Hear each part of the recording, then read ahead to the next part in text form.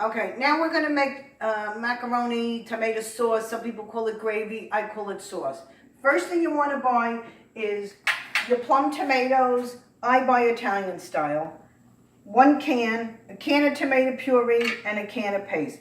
I like Red Pack, but Tutto Russo was on sale, so I bought that. The paste, I try and do salt-free. So this is what I do. The tomatoes go in the blender. Your whole tomatoes. And a little splash of water gets out whatever's stuck on the bottom. Puree it.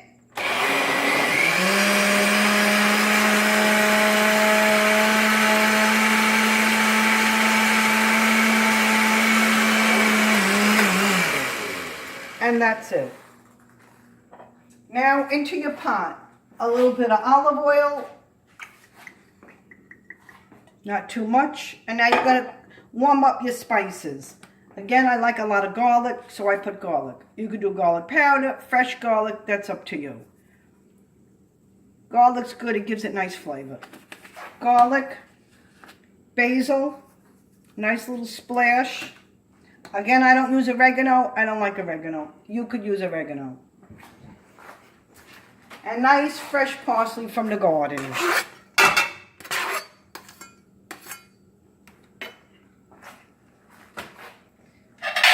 Stir that all around. Let it cook. Don't let it burn. Just... Now you want it a little more spicy. You can add a little bit more. A little bit more basil. A little more garlic. Okay, it starts to cook. You'll see it starts to get a little bubbly around the edges. That's when you know it's about done. Don't burn it. Okay, that looks good. Give this another little shot.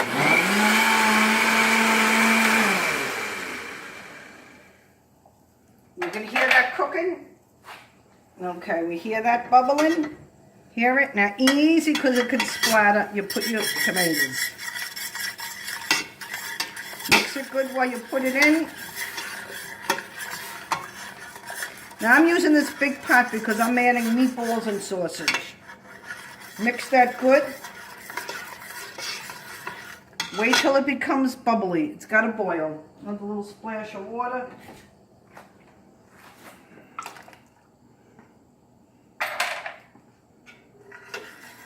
Now, as soon as that starts to bubble, it's nice and hot, then we add the puree.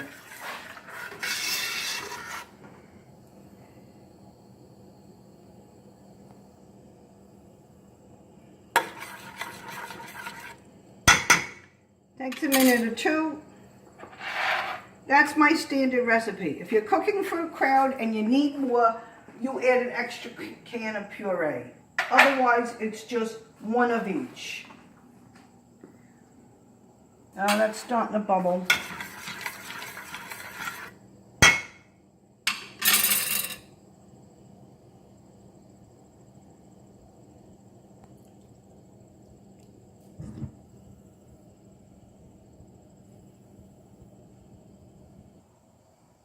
Good.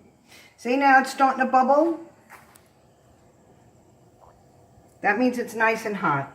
You could add your puree now.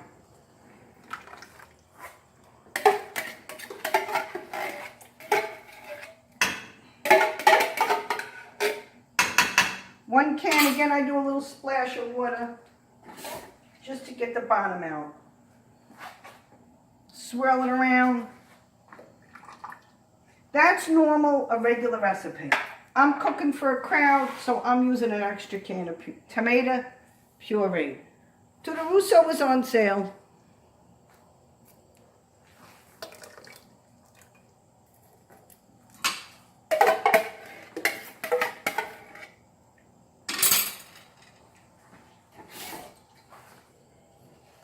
Swirl it around so you get the rest of the tomatoes out.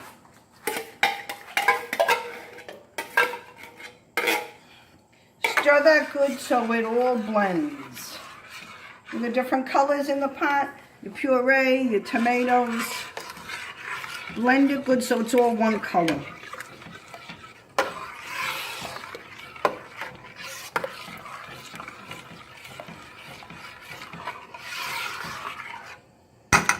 Okay, now we're gonna wait for that to boil and then we add our paste. You should be stirring this as you're waiting for it to boil because you don't want it to burn. Make sure you get the bottom good when you're stirring because it's getting pretty hot now.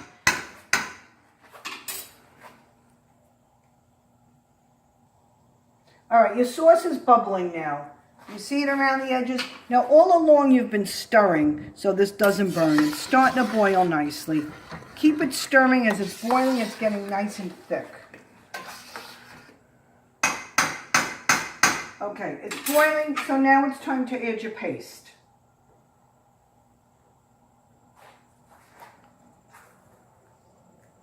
One can of paste.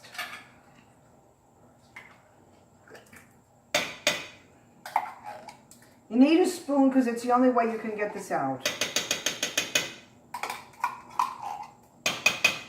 Make sure you get it all because it sticks on the bottom. Again, I do a little water to get the remnants out of the bottom.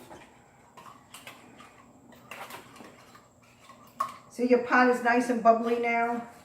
You could see it, it's nice and hot, but you got to be careful. You don't want it to burn. The bottom will burn on you if you're not careful.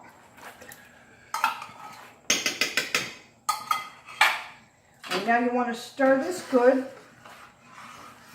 You can see the chunks of paste in it. See it? Your chunks of paste. So you want to stir this really, really good.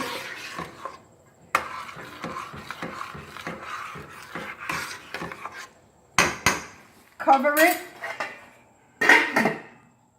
Turn it down to a little more than a simmer. And then we're going to check it every 5 minutes, give it a good stir, and maybe 10-15 minutes, we'll shut it down. I'll walk you through it while we do this. Go. 5 minutes has passed, so it's bubbling nicely. You want to stir it and make sure it's not burning on the bottom. Now it looks like all your paste has melted nicely into the sauce and thickened it. See that? We have no more lumps. Stir it good on the bottom. It's only been about 5 to 8 minutes. Stir it really, really good. Cover it. Shut it off. And leave it alone. And the secret to this is you leave it on the stove all day. When your meatballs are done, I'll show you what to do with them. Leave it here, it's nice and hot, and it sits on the stove till you're ready for dinner tonight. We'll be back when the meatballs are ready. Go. Okay, my meatballs are done, but now you have to drain them. So I do disposable pans, as you can see. I drain my grease.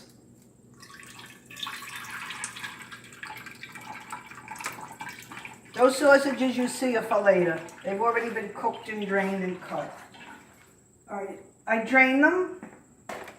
And then what I do is I pile them all up on one side of the pan.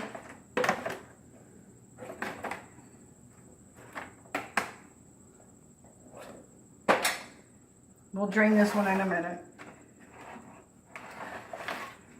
And get it where all the grease drains off. If you have to put a pot holder under them, that's what I do. And let all your grease drain because you don't want greasy sauce. See how that's nice and elevated and it all runs off. We'll do the same with this one. Just put soap in your drain so you don't get a clogged drain. It can handle the grease. Same thing, put all your meatballs up in one corner. That's what I do.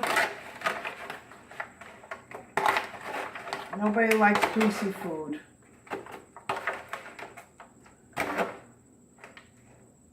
I take a pot holder or whatever you like, a rag, a dish towel. Put it up there. Pile up your meatballs. I let this sit for quite a while. Let it drain good. And once it's drained, you put it in your sauce. And it helps to flavor your sauce and makes your sauce even more delicious. The meatballs flavor your sauce. Your sausage flavors your sauce, and don't refrigerate it, leave it there. You gotta make this either in the morning or the day before. Because you make it right now, you don't wanna eat it in an hour or two. And that's your meatballs and your sausage. When I mix it all together, we'll show you the final dish.